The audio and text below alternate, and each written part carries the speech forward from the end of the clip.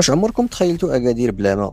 واش تخيلتوا سوس اللي هي جنة ديال الخضورية أنها تولي أرض قاحلة؟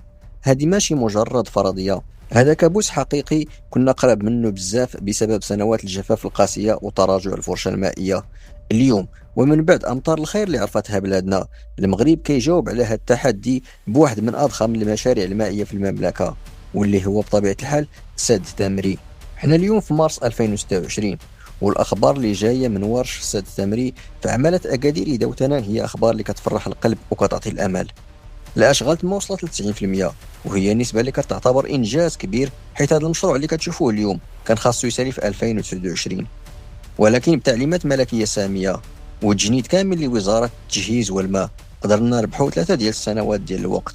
هذا الربح الزمني هو اللي كنسميه في القانون الاداري النجاعه والحكمه في تدبير الازمات.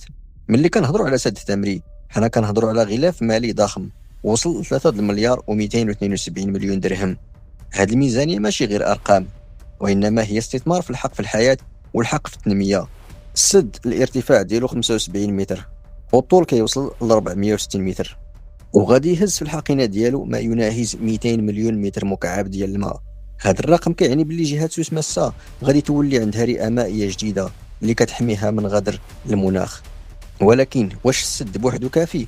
هنا فين كتبان قوة الرؤية المغربية. سد تمري ماشي مشروع معزول، هو حلقة في الدرع المائي اللي كيربط بين تحلية مياه البحر والربط بين الأحواض المائية.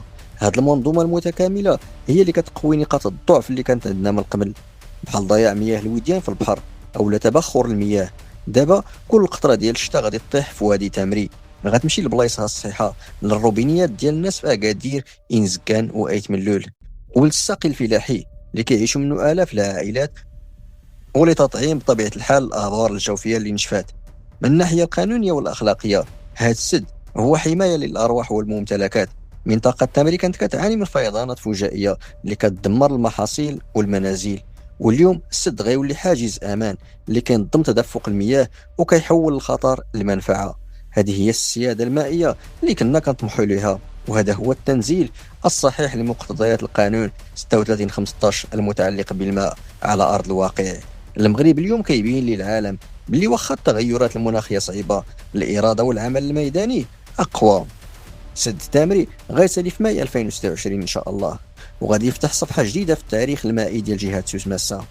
ولكن كيبقى واحد السؤال مهم اللي خصنا كاملين نجاوبوا عليه بكل صراحة.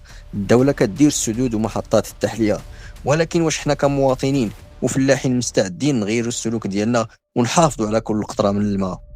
حيث الماء ماشي غير حق، هو أمانة في رقبتنا كاملين.